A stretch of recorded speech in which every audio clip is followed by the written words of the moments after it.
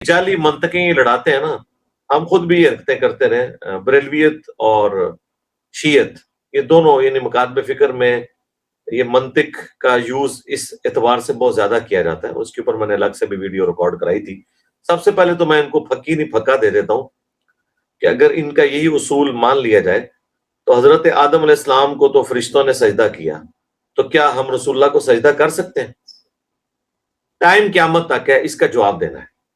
اگر آپ کی لاجک مان لی جائے تو رسول اللہ تو امام الانبیاء ہے صلی اللہ علیہ وآلہ وسلم، انہیں کیوں نہیں سجدہ ہوتا؟ تو اس کا مطلب ہے کہ منطق کے اوپر معاملات نہیں لے کے چلنے، قرآن و سنت کے دلائل کی روشنی میں لے کے چلنے. اب انہوں نے جو کہا کہ ایک شیطان ہے تو وہ سب کے ساتھ اٹیچ ہے. بھئی سب کے ساتھ ایک شیطان اٹیچ نہیں ہے. صحیح مسلم میں حدیث ہے کہ ہر انسان کے ساتھ ایک فرشتہ اور ایک شیطان ہے. فرشتہ اسے نیکی کی طرف دعوت دیتا ہے اور شیطان اسے برائی کی طرف. ہر بندے کے ساتھ الگ الگ شیطان ہے، اس شیطان کی اولاد میں سے وہ جن ہے جو بڑا شیطان ابلیس. اور ایک صحابی نے بڑی جرت کر کے پوچھا یا رسول اللہ آپ کے ساتھ بھی؟ فرمایا ہاں میرے ساتھ بھی، لیکن اللہ تعالیٰ نے مجھے اس حوالے سے اسپیشل پروٹیکشن دی کہ وہ مطیع ہو گیا. میرے ساتھ جو شیطان اٹیچ ہے وہ مجھے نیکی کی ہی طرف بلاتا ہے. اچھا اب نبی علیہ السلام کے ساتھ جو شیطان اٹیچ ہے وہ ان کو نیکی کی طرف بلاتا ہے. تو اس کا یہ مطلب نہیں ہے کہ وہ اگر شیطان ایک ہوتا پوری دنیا میں تو اس کا مطلب ہے کہ وہ تو مطیع ہو چکا ہے.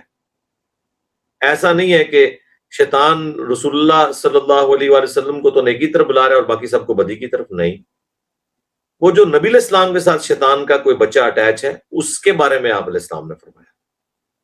تو ایک شیطان نہیں ہے سب جگہ، لہذا یہ بھی جھوٹ نکلا ان کا. انہوں نے جو منطق کھڑی کی تھی وہ بالکل غلط ہے. اس طرح منطقیں نہیں کھڑی ہوتی. اب عیسیٰ ابن مریم جو ہے وہ بغیر باپ کے پیدا ہوئے ہیں، تو اب نبی علیہ السلام کی افضلیت ثابت کرنے کے لیے کیا ہم رسول اللہ کے والد کا انکار کر دیں گے؟ قرآن نے تو کہا کہ ہم مریم کے بیٹے کو نشانی بنانے والے ہیں جان والوں کے لیے کہ ان کے باپ نہیں تھے. یہ حضرت عیسیٰ کی وہ فضیلت ہے جو ان کو باقی پیغمبروں پہ حاصل ہے. تو کیا نبی علیہ السلام کو ہم زبردستی فضیلت منوانے کے لیے ہم ان کے والد محترم کا انکار کر دیں گے؟ نعوذ باللہ. یہ پھر ایک اور پھکی والا پھکا علم الکلام اینٹی وینم الزامی جواب ہے. تو اس طرح کی منطق بنا کر لاجکس بنا کے دین نہیں ثابت ہوتا. دین نص قطعی سے، قطعی الدلالہ جو ثبوت ہے قرآن و سنت کے، اس سے ثابت ہوتا ہے. پھر وہ یہ بات کر رہے تھے کہ النبی اولا بالمؤمنین من انفسہم وازواجہ امہاتہم، سورۃ الاحزاب کی آیت نمبر 6. اور حیران کن بات ہے کہ وہ جو اس کا مفہوم بیان کر رہے تھے ان کا تو قصور نہیں، ان کے بزرگ بابے یہی پڑھا کے گئے. یہی مفتی احمد جان نعیمی نے بھی قرآن کی تحریف کی ہے جال حق میں، اور انہوں نے اس کا معنی یہ بیان کیا کہ رسول اللہ صلی اللہ علیہ وآلہ وسلم مومنین کی جانوں سے زیادہ ان کے قریب ہیں. اور قریب سے معنی انہوں نے یہ لے لیا کہ حاضر و ناظر والا. نہیں میرے بھائی، یہ اردو میں تو آپ کے ڈھکوسلے چل جائیں گے، عربی میں تو نہیں چلیں گے. عربی میں الفاظ ہے النبی اولا بالمؤمنین من انفسہم.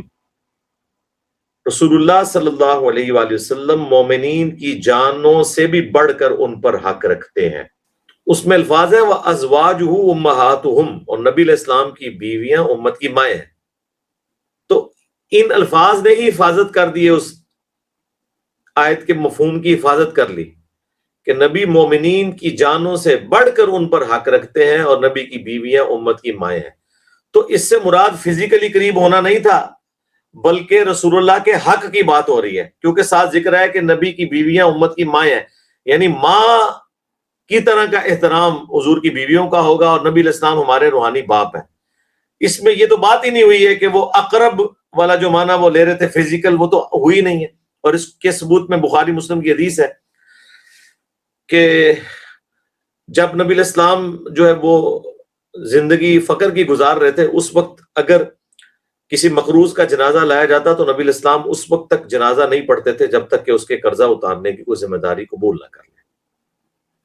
جب اللہ نے آپ کو غزوہ خیبر کے بعد وسعت دی مال غنیمت کی وجہ سے، بیت المال کی وجہ سے، پھر کسی مقروض کا اگر جنازہ آتا تھا تو نبی علیہ السلام اس کا قرض خود ادا کرتے تھے، اور پھر آیت پڑھتے تھے سورہ الاحزاب کی آیت نمبر 6 جس سے انہوں نے حاضر و ناظر نکالا ہے. اور نبی علیہ السلام نے خود اس کا مطلب بتا دیا النبی اولا بالمؤمنین من انفسہم وازواجہ امہاتہم، نبی مومنین کی جانوں سے بڑھ کر ان پر حق رکھتے ہیں اور نبی کی بیویاں امت کی مائیں ہیں. تو حضور کہتے ہیں کہ چونکہ میں ان کے اوپر حق رکھتا ہوں لہٰذا یہ میرا حق ہے، ان کا میرے اوپر حق ہے کہ میں ان کا قرضہ اتاروں، حالانکہ یہ حضور کی شفقت ہے۔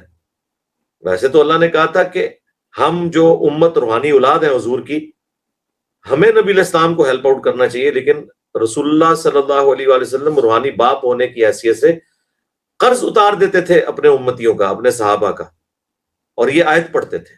اس سے حاضر و ناظر کہاں سے نکال لیا؟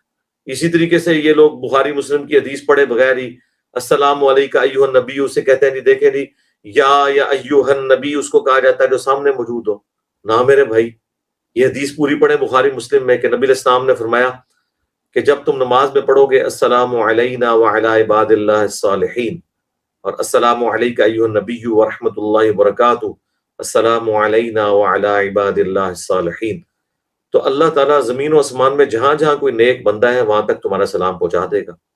اس میں حاضر و ناظر کا تو کہیں ذکر ہی نہیں ہے، صرف رسول اللہ تک ہمارا سلام نہیں پہنچ رہا السلام علیکہ ایھا النبی میں، بلکہ ہر نیک بندے تک پہنچ رہا ہے۔ بلکہ بخاری مسلم کے الفاظ ہیں، حضرت ابن مسعود کہتے ہیں ہم ساتھ خود پڑھ دیتے تھے السلام علی جبرائیل، السلام علی میکائیل، تو حضور کہتے تھے کہ اللہ کے نیک بندوں کے نام نہ لو، بس تم جنرل پڑھ لو السلام علینا وعلی عباد اللہ الصالحین، سب نیک بندوں تک پہنچ جائے گا۔ نبی علیہ السلام تک بھی پہنچ گیا، نیک بندوں تک بھی۔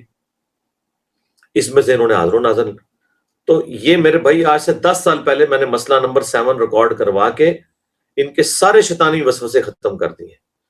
یہ جس کتاب کے اندر یہ سارے شیطانی چالیں لکھی ہوئی ہیں، اس کتاب کا نام ہے جال حق، مفتی احمد یار خان نعیمی صاحب کی، گجرات میں تھے، فوت ہو چکے۔ تو 1994 میں جب میری ابھی داڑھی بھی نہیں نکلی تھی، میں ایف ایس سی کا اسٹوڈنٹ تھا، تو یہ سمجھ لیں یہ میرے بغل میں ہوتی تھی کتاب۔ آج 2022 ہے، 9 ستمبر، تو یہ ساری دنیا میں جتنی چلاکیاں گمراہیاں پھیلی ہوئی ہیں وہ اس کتاب سے ہیں۔ تو لہٰذا میں نے جب اپنے مسئلہ نمبر چاہے حیات النبی پہ ریکارڈ کرایا، چاہے علم الغیب پہ ریکارڈ کروایا، چاہے حاضر و ناظر پر، اور یہ ریکارڈنگ کروائے ہوئے بھی 10 سال گزر چکے ہیں، تو میں نے ان کے تمام دلائل اس میں کور کیے ہیں۔ یہ نہیں کہا کہ میں سنگل ہینڈڈلی اپنے عقائد اور نظریات کے دلائل پیش کروں، ان کے ایک ایک عقیدے کو میں نے ڈسکس کر کے اس کا جواب دیا تھا۔ تو وہ جو بھائی آئے تھے شاہ زیب بھائی، میں ان سے ریکویسٹ کروں گا کہ اللہ سے ڈریں، اور آپ کہہ رہے ہیں میں جیلم کا رہنے والا ہوں، اور تو جیلم جب آپ تشریف لائیں آ جائے میرے پاس، میں آپ کو کھول کھول کے ڈائریکٹ کتابوں سے بتاؤں گا کہ یہ حدیث لکھی ہوئی تھی اور آپ کے عالم نے آپ کو بالکل اس کا غلط مفہوم بتایا۔ بس آپ کے علماء آپ کے ساتھ یہ کر رہے ہیں کہ تراویح سے وہ 20 تراویح ثابت کر دیتے ہیں، وہ کہتے ہیں وی آ گیا نا اس میں، بھئی وہ وی پنجابی والا ہے، یہ عربی والا وی ہے۔ تو اس طریقے سے آپ کے علماء الفاظ کے سیم ہونے سے جو ہے نا وہ مقدمہ اپنے حق میں بیان کرنے کی کوشش کرتے ہیں، اور اس طرح کے منطق لڑانے کی کوشش کرتے ہیں، تو اس سے تو آپ نقصان اٹھائیں گے۔ رسول اللہ دنیا سے تشریف لے گئے، آخرت کی زندگی میں زندہ ہے، لیکن شیطان کو تو ابھی تک موت نہیں آئی ہے، وہ تو قیامت کے قریب جا کے مرے گا۔ تو اب کوئی شخص یہ کہے کہ شیطان کو چونکہ موت نہیں آئی لہذا شیطان وہ ہے نعوذ باللہ انبیاء سے افضل ہو گیا، نہیں بھئی اللہ نے اس کو ڈومین دی ہے، تو انسان کے ساتھ بھی ہے۔ ہر مسلمان چڑیا سے تو افضل ہے، چڑیا اڑ سکتی ہے، مسلمان نہیں اڑ سکتا۔ تو اب ایک کلمہ گو مسلمان اگر نہیں اڑ سکتا اشرف المخلوقات ہو کے بھی، تو اس کا کیا مطلب ہے کہ چڑیا اس سے افضل ہو جائے گی کہ چڑیا اڑ لیتی ہے اور مچھلی پانی میں تیر لیتی ہے اور انسان نہیں تیر سکتا؟ ویل مچھلی 1.5 گھنٹے تک سانس روک سکتی ہے، انسان 3 منٹ سے زیادہ سانس نہیں روک سکتا، تو ویل مچھلی انسان سے افضل ہوگی؟ یہ وہ ساری کہانیاں منطق ہیں جو شیعہ اور بریلوی علماء اپنی عوام کو گھول گھول کے تو پلاتے ہیں اور ان کا ذہن خراب کرتے ہیں، قرآن و سنت سے ان کو متنفر کروانے کی کوشش کرتے ہیں۔ بڑا دکھ ہوتا ہے کہ یہ لوگ، جی قرآن میں غیر اللہ سے مدد مانگنے کا اللہ نے کہا ہے وَاسْتَعِينُوا بِالصَّبْرِ وَالصَّلَاةِ، نماز اور صبر کے ذریعے مدد چاہو، تو بھائی کہا کرو پھر المدد یا نماز، المدد یا صبر، ہیں یہ تو ہم نے سوچے ہی نہیں۔ جی آگے لکھا ہوا ہے ان اللہ مع الصابرین، اللہ تعالیٰ بے شک صبر کرنے والوں کے ساتھ ہے۔ تو وَاسْتَعِينُوا بِالصَّبْرِ وَالصَّلَاةِ کا مطلب یا نماز المدد یا صبر المدد کہاں سے نکال لیا آپ نے؟ اس کا تو مطلب تھا کہ نماز اور صبر وہ اعمال ہیں جن سے اللہ کی مدد آتی ہے۔ ان کو آپ نے کہہ دی غیر اللہ سے مدد ثابت ہوگی.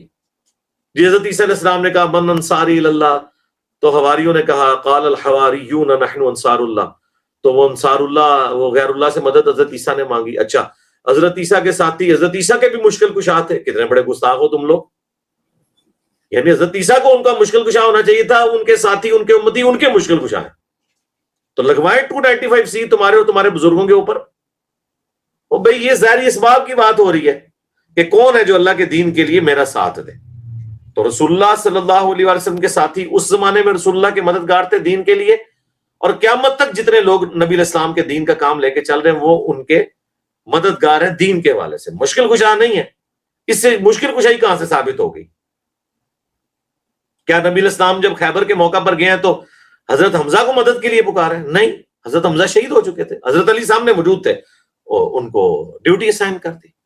اس طرح چیزیں توڑ موڑ کے، کبھی کوئی چیز پکڑ کے کبھی کوئی چیز پکڑ کے، بالکل آؤٹ آف کانٹیکسٹ چیزیں پیش کر کے، تو انہوں نے اس حوالے سے میں نے ایک ویڈیو ریکارڈ کرائی ہے توحید کے حوالے سے 10 دھوکے. میں نے بریلوی اور شیعہ علماء کی اور ان کی کٹر پبلک کی طبیعت صاف کی ہے علمی دلائل کے ساتھ. وہ آپ دیکھیں، مرنے سے پہلے توبہ کر لیں. اور یہ جو علماء سو جو کہ بیسیکلی شیاطین کا کام کر رہے ہیں، امت کو نبی علیہ السلام کے مبارک قدموں سے ہٹا کر، نبی علیہ السلام کی مبارک تعلیمات سے ہٹا کر اپنے بابوں کی تعلیمات کے ساتھ جوڑ رہے ہیں، ان کے شر سے بچنے کے لیے یہ ضروری ہے کہ آپ قرآن و سنت کا علم حاصل کریں. اور اس کے لیے آپ ہماری ویڈیوز دیکھیں. ہم نے ایک ایک بات کا علمی جواب دیا ہے کہ آپ کو ادھوری باتیں انہوں نے بتائی نہیں ہیں. تو یہ اس کے بعد بھی انشاءاللہ تعالیٰ آپ کے معاملات کلیئر ہو جائیں گے جو یہ حاضر و ناظر کے حوالے سے پیش کرتے ہیں. کبھی کہتے ہیں جی وہ قبر میں پوچھا جائے گا اس مرد کے بارے میں تیرا کیا خیال ہے. تو بھائی آپ پڑھیں تو صحیح ابو داؤد میں اور صحیح بخاری کے اندر، اور اس کا ایک طریق مسند احمد میں ہے. وہ شخص پھر پوچھتا ہے ای الرجل، کس مرد کی بات کر رہے ہو؟ تو وہ کہتے ہیں الذی بعث فیکم، جو تم میں مبعوث ہوا تھا. اگر آپ کی منطق مانے جائے تو وہ کہیں گے یہ جو سامنے آپ کے کھڑے ہیں.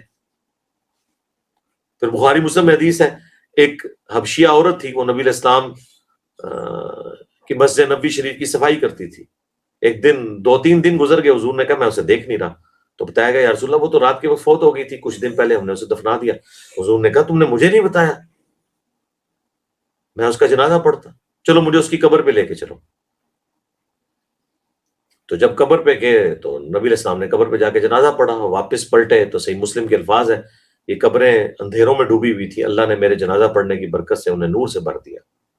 تو اب اس سے یہ ثابت ہوا کہ نبی علیہ السلام کے جنازے کی برکت سے اس زمانے کے جو مسلمان تھے، ظاہر مسلمانوں کی قبریں نور سے اسی پہ بھری جائیں گی جب وہ کفر پہ نہ مرے ہوئے ہوں، تو وہ روشن ہو گئی. اس کا مطلب ہے پہلے وہ اندھیروں میں ڈوبی ہوئی تھی، اس میں الفاظ بھی ہیں.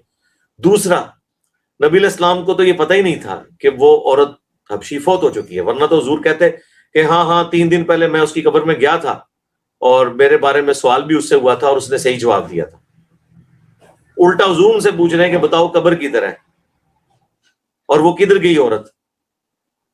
تو اس سے حاضر ناظر کی ان کے عقیدے کی نفی ہوتی ہے. پتہ نہیں کن وشفل تھنکنگز میں پھرتے ہیں یہ سب کے سب لوگ. ایسے عقیدے جو رسول اللہ کی طرف منسوب کر رہے ہیں یہ اتنے ہی بڑے گستاخ ہیں جتنے بڑے وہ کرسچنز ہیں جنہوں نے عیسیٰ ابن مریم کے ساتھ ڈیوینٹی کلیم کر دیا ہے، ان کو اللہ کا بیٹا کہہ دیا، غلوف کر دیا. یہ سب کے سب لوگ غلوف کر رہے ہیں. اللہ تعالیٰ ان کو ہدایت دے اور ان کو اپنے علماء کے شر سے بچائے، پوری امت کو ان کے علماء کے شر سے بچائے. آمین. جی نیکسٹ.